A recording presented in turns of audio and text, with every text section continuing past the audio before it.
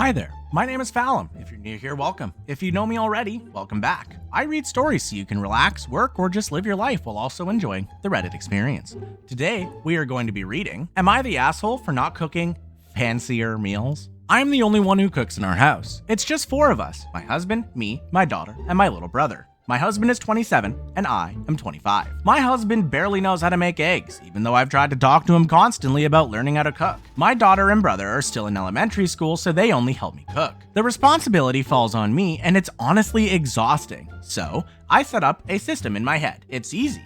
For breakfast, it's something with eggs or cereal. Lunch, it's some sort of sandwich, burger, or leftovers. Dinner is the meal I usually plan, but I have 10 dishes I repeat. Sometimes I'll go off, especially Sunday, but generally I stay because it's easier for me mentally. Well, one day I just made pasta Alfredo with chicken, and as we were eating, my husband mentions that it would be nice if I made fancier dishes. I asked him what he meant, and he explained he wanted me to change things up, add some more meat dishes and variety. Next time, we went out shopping and I was putting ingredients I don't normally buy into the cart.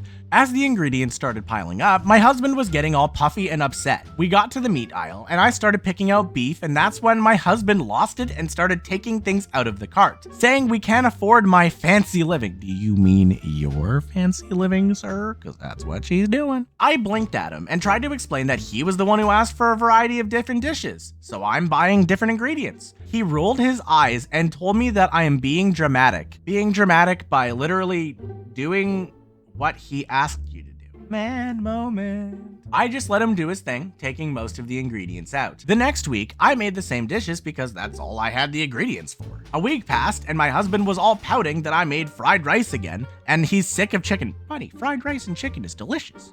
What do you mean? You put some rice, you put some rice and eggs in a wok, and oh my god, that's delicious. Same with chicken in a wok? Oh. When I pointed out that he took all of the beef out of our cart, he blew up on me again and saying I am being an asshole because he doesn't know how to cook. What? Oh my god. What do you mean? The first comment says, not the asshole. I'm sorry, but does your husband have a learning disability? I am seriously asking because it sounds like he is not comprehending what he did. If he did understand, then he's an ass. I wouldn't put up with that crap. OP responds by saying, I mean, he's a big boy engineer and is really smart. I don't think he has a learning disability. And then the top comment says, I would stop cooking for His Grace, the Duke of Minimum Effort, for a while. Holy crap, what a burn. Possibly forever. Just feed yourself and your kids. Your foods aren't good enough for Sir requireth all. So why bother? Reginald Expectington III can learn to cook for himself unless he is mentally impaired. Tell him that you are very excited to taste his beef Wellingtons and nicely seared halibuts. I absolutely despise people who are about as useful as a handful of dirt, yet act all entitled and shit on people who take care of them. The absolute gall, not the asshole. Hey, that's offensive to dirt. You can do things with dirt. This man does nothing except be a fancy engineer. And then OP then goes on to say, the husband has been shared this post as of 16 hours later, and the post has 1.4 thousand comments. And then OP also replies to another comment saying, he's a mama's boy, and I realized I just kinda allowed his behavior to continue. He's the oldest of 8 boys, and his mom is a boy mom oh no. Boy mom type, So I had to teach him how to take care of himself after we got married, and now the last challenge is cooking. And then someone else asked, are you working? Like a job outside the home? OP responds, I do work part-time from home. I don't mind cooking, honestly. And he does everything else. He does laundry mostly. We both clean the house equally. He grew up with a boy mom, and it's been taking me the past 4 years of our relationship to kind of unravel that. We're minimal contact because she berates me for not making him a big lunch and doing his laundry. And then the next day, we get a mini update. So it took a bit of talking to him before he confessed that he heard his best friend talk about how they have steak a few times a week. My husband is upset because he would like to eat like that, but knows we can't afford it right now. He also said that he's stressed from some house issues that happened recently. We bought a house last year and the furnace had to be replaced a few months ago. He's been handling all of these problems, and I honestly didn't even realize he's so stressed. Not that it justifies his actions, and I told him that. And then we have another update from around 1 month later. When I showed him the post, he was shocked, angry for a minute, but then read a few comments, then turned off his phone and acted like it didn't bother him. I'm just imagining the happy mask, sad face meme right now. That's pretty much what he's doing. He didn't talk to me for the rest of the evening, and at that, I woke up to see him reading the comments again, but he just went back to sleep. Oh boy. Oh, he's rage reading the comments too, you know. I didn't mention it, and the next morning, he was still not really talking much. That evening for dinner, when we sat at the table, he finally brought up the post. He asked me if I had agreed with what the comments said. I shrugged and said, yeah, I agreed with some of them. He was quiet after that, and while we were cleaning up, he apologized for his behavior. Then a few days later, he asked if we could start making dinner together every night. It was a bumpy road at first, but honestly, after a week, we started enjoying it, and now a few weeks later, he's gotten much better and even made a few meals himself. The reason behind his behavior, he admitted, was because his mom has been trying to contact him lately. It's been stressing him out, and one time when she called him, she started talking trash about me. What else is new? And kept mentioning that I'm not feeding him well enough, that he was much happier when he was eating her food. Honestly, I don't even know what she was trying to do. My husband apologized for that and said that he likes my cooking but lets her words get to him. He is talking to his therapist about all of it. That's really it. A lot of people asked for the update or for his reaction, but there wasn't much. He handled it a lot better than I hoped. He even started joking about some of the comments a few weeks ago, and it's become somewhat of an inside joke. Thank you, Reddit, for helping us through this. The next story is titled, Am I the asshole for telling my friend I'm proud of her? I, 25 female, have my own 2-bedroom apartment that used to belong to my uncle. I made a friend during my university years I'll call Mary, 27 female. Mary had quite a hard home life. Too long to detail. I let her know that if she ever needs my help, she could always rely on me no matter what. When we graduated, I asked her to move in with me rent-free. She tried to pay rent, but I knew she had a lot of debt trying to pay for university, so I told her no and to spend her money freeing herself from her debt. She was so thankful for this, and I loved having her live with me. We never fought about anything. Both of us have the same cleaning habits and TV interests, so there's never any arguments over the remote or who has to take out the bins. Tonight we were out at a super fancy restaurant in London, and Mary had finally paid off the last of her debt, securing herself an amazing promotion at her job, and also finally passed her driving test. All these achievements in the same month were more than deserving of an award, so we splashed out. It was me, Mary, 4 of her work friends, and 2 friends we've known since university. It was a great night until I handed Mary a card saying how amazing she is and how lucky I am to have her as my best friend, with quite a bit of cash inside to put towards her first car. She started crying and thanking me, and we hugged for a long time. When she pulled away, I told her I was so proud of her for kicking life in the butt, becoming successful, and showing her dad that his dickhead ways couldn't keep her down. After how she had struggled through university, pushing pennies together and working shit jobs, seeing her in her dream career and being such an accomplished woman is absolutely inspiring to me. She looked mad and said, "Please don't do that. You know I don't like it when you do that." She never said anything like this to me, ever, so I had no idea where that was coming from. I apologized and said that I didn't realize saying those things would upset her, as it's never been my intention. She just scoffed, rolled her eyes, and when I looked up at her colleagues, they were all shaking their heads at me and glaring. I felt so awkward, I wanted to shrink back into my own skin, and I was mortified that I hurt Mary. Mary didn't talk to me for the rest of the night and ignored me at the table. When we split up to head home, none of her colleagues even looked at me as they left. I said sorry to Mary as she was heading to her room to turn in, but she just shrugged me off, told me she was tired and that we would talk in the morning. I am so anxious that she'll want to move out or never talk to me again. I kept going over every interaction in my head to see if I crossed a line in the past, but she never gave me indication that I upset her saying these things before. All of her colleagues messaged me saying I was an asshole for saying those things to her and belittling her, but I never meant any of those things like that. Where was the belittling happening? All I saw, obviously I'm not there, but all I saw was uplifting, not belittling, but okay, sure, all right, whatever. And then the same day, we get an update. I don't know how to update everything as I've never posted, so when things happened, I wrote them down in a notepad to update later, but all of this stuff happened in the space of 1 day. I am posting them all below because I didn't get the chance to write them up after everything happened, as my post didn't have a judgment yet. I saw a lot of mixed reactions, but there was also some great advice in there about how to approach Mary, so thank you. Update 1. 6:30 a.m. So I'm even more confused than ever right now. After staying up all night and constantly being on the verge of tears, I heard my roommate finally moving around in the kitchen. So I went to talk to her. She acted totally normal and started talking to me about some drama at her work while I just stood there kind of unsure what was happening or what to do. So I apologized again. She looked up at me in confusion and said, "Why are you sorry?" I reminded her of last night and how mad she was. Then she laughed and said, "It doesn't matter, don't worry about it." Then continued making breakfast. I asked if I stepped over a line last night, if the money was too much and if I made her feel inferior, and she said, "Nope, we're cool. It doesn't matter. I think everyone just misunderstood the situation and you're taking things to heart a little too much." I am just even more confused than ever. I told her about her friends texting me, telling me that what I said was belittling and that I was an asshole, and she just shrugged and said they probably misread things, but she'll talk to them. I'm just so winded. I am so tired because I haven't slept because I thought she hated me, that I had hurt her, and she would never speak to me again. But she's fine now? Like she's completely normal and just chatting with me as if last night never happened? I'm so confused. After seeing so many "you're the asshole" comments, I thought I'd really crossed a line at the time.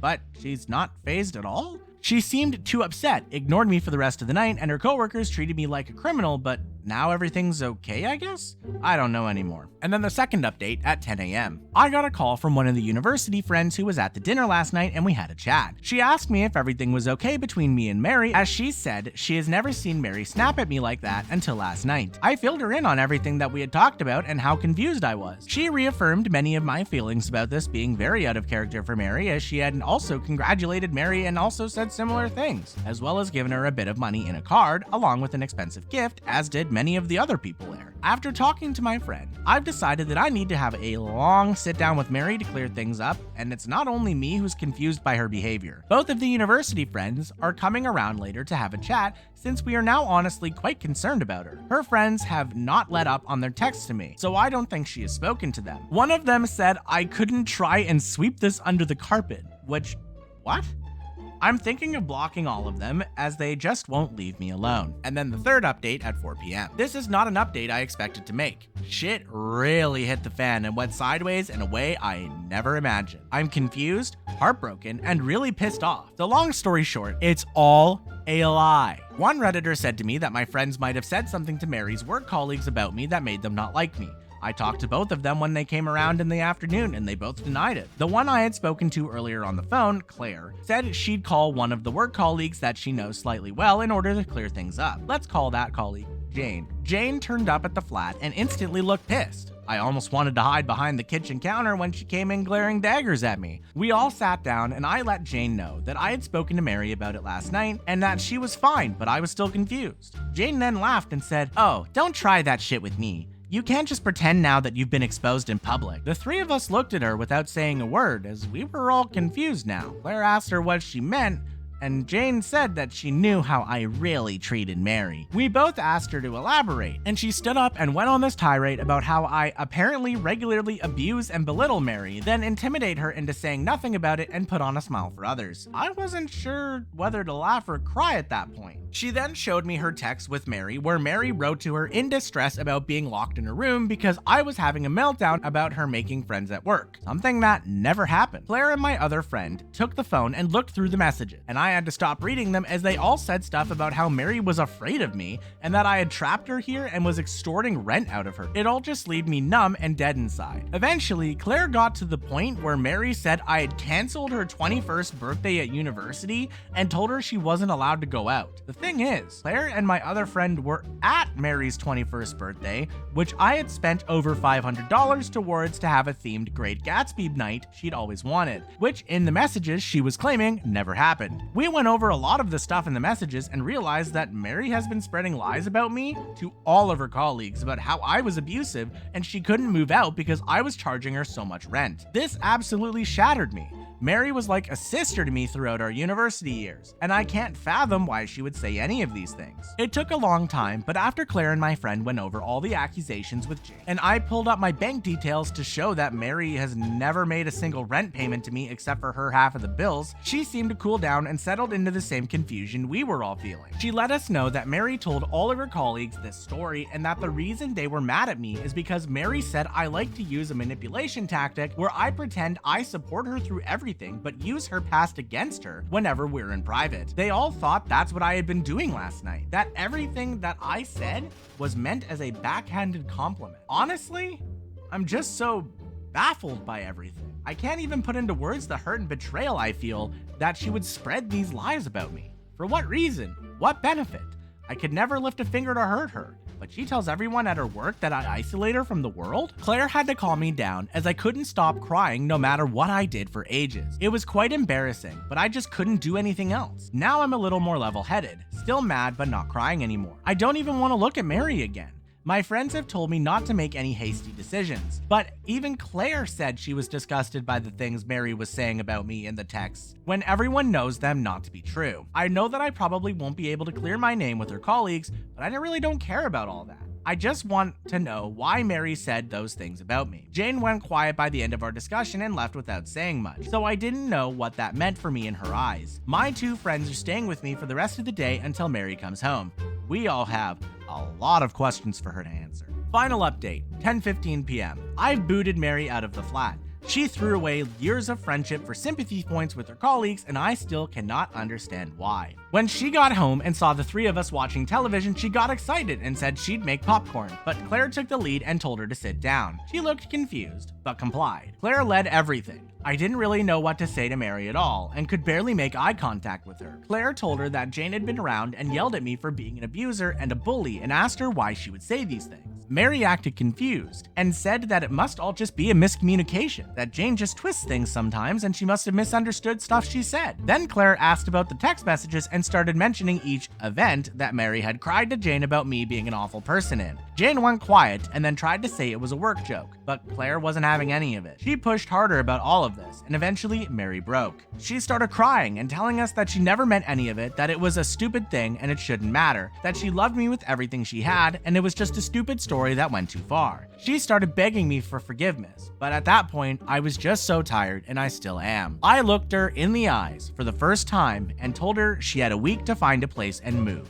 Then she started really bawling her eyes out and begging me to let her stay, that she didn't think it would matter because I don't work with them. But I told her I was not having that kind of bullshit in my life. I then said, "So, do you just make up lies about everyone in your life? Is any of it real?" She went really quiet, dead silent at that point. I didn't want to believe it, but the way she was looking at me and the lies she'd made up about me abusing her had me questioning everything she'd ever told me when we were in university together. About her dad beating her mom, about her being homeless from 16 until they divorced. I then told her to get her mom on the phone, and she panicked and begged me not to. Claire then realized where I was going with this, and then asked her if everything we'd ever been told about her dad had been true. And she cracked and said she may have embellished a few things. Okay, all right. God, oh boy. I am so fuming at this point. Who makes up this kind of twisted shit? For what benefit? I can't even write everything that was said, as it just resorted into a screaming match between all four of us, as we learned that Mary's tragic life story had been nothing but a concoction to gain sympathy points from others. Her parents are divorced, but there was no abuse involved. They just fell out of love and split up. I had to learn this by calling her mother myself later on to get clarity. I never said a word to her mom about anything in the past because Mary had warned me against it. She said I could always be open with her about everything as she wasn't ashamed, but her mom was sensitive and didn't want to talk about it. So it turns out, my best friend is a master manipulator and probably always has been. I am so tired and so exhausted of this whole nightmare. This will be my last update as I am done. I came here seeking help and advice to find a way to mend a mistake I had made with a trusted friend. But it turns out that the last 7 years has been built on a lie. I am done with Mary, with everything. I don't want to see her again. I know she can afford her own place, so I don't feel bad about kicking her out. I don't care about what she does now. I just know that I don't want her around anymore. I think I'm gonna book myself some therapy sessions after all of this. Not a happy update, the only conclusion I got. And then, almost 3 weeks later, we get a last update. Mary moved out the following Saturday of the incident. She has spent the following days after the blow-up moping around the flat and wanting to talk to me, but I refused and told her I needed space. Her mom came on the weekend to help her pack her things as Mary was going to move back in with her. Her mom cleared up a lot of the questions I had had on my mind. I had always been told by Mary that her dad had been abusive, but her mom loved him so much she wouldn't leave him. So she left home and was homeless when she was 14, sleeping under the benches in train stations, so she just didn't have to be in the house with him. She only moved back in with her mom when her mom finally got the guts to divorce her dad. That story I'd believed for 7 years turned out to be completely fake. Not only was Mary never homeless, her father was never abusive and loved both her and her mom very much. The reason I never saw them around was because he moved to Australia to pursue his career, which is the real reason why they got divorced. He loved his family but wanted success even more, so he left. Her mom told me that Mary's dad was always inviting her over for summer holidays, but Mary never went because she hates flying. Wow, okay. Mary is not looking very good. Oh my god. The day she moved out, I stayed in my room and hid away, but she knocked on my door before she left and I answered. I still wanted to say goodbye. She had been my closest friend for so long that it didn't feel right just letting her fade out of my life without a send-off. She asked if I wanted the money I gave her for her new car back, but I said no and told her to use it instead for therapy. Oof. Unintentional burn of the century. She cried a lot and tried to hug me, but I kept her at a distance. I let her know that this would be the final time we would ever see or speak to each other. I just couldn't be around her anymore with the knowledge of what she did. She left sobbing, but when she was done, my little town flat felt suddenly bigger than it ever had before. It's been hard adjusting to being alone in this place. For the first week she was gone, I still expected to see her in the kitchen every morning or on the sofa when I got home. It was unsettling to say the least. In yet another revelation, I met with Jane for coffee as she has asked me to meet up and clear some details. She told me she has been wondering about why Mary would make me the target of her abuse story and started asking people in her office about the things Mary said about me in the past. One that stood out was a painter, they work in art restoration and distribution, who used his art as a means of channeling his traumatic history with his abusive stepmother. Apparently, Mary had taken quite a liking to him, so she had first told him about her abuse as a way of getting closer to him. Oh no. Oh no. She mentioned fancying him in the past, but I didn't think she would go to such lengths to create a connection between them. He is furious when he heard the truth, and now doesn't speak to her anymore. Yeah, I bet he doesn't. Jane told me not many people speak to her now. They were all now worried that she'd make up stuff about them and get them in trouble at work, so they were keeping her at an arm's length as a result. I felt a bit bad when I heard about this, as I know Mary is having a miserable time with our friendship group kicking her out as well. Okay, if she's having a miserable time, maybe she shouldn't have fucking lied.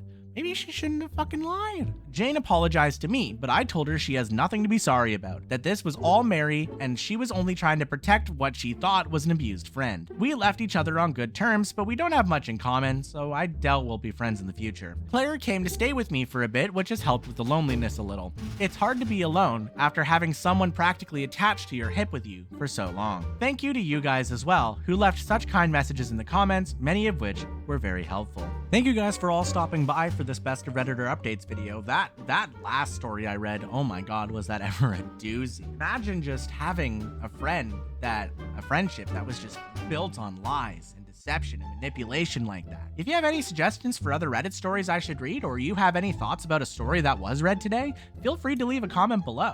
I'd love to hear any feedback you have. I hope you enjoy, and I hope to see you next time.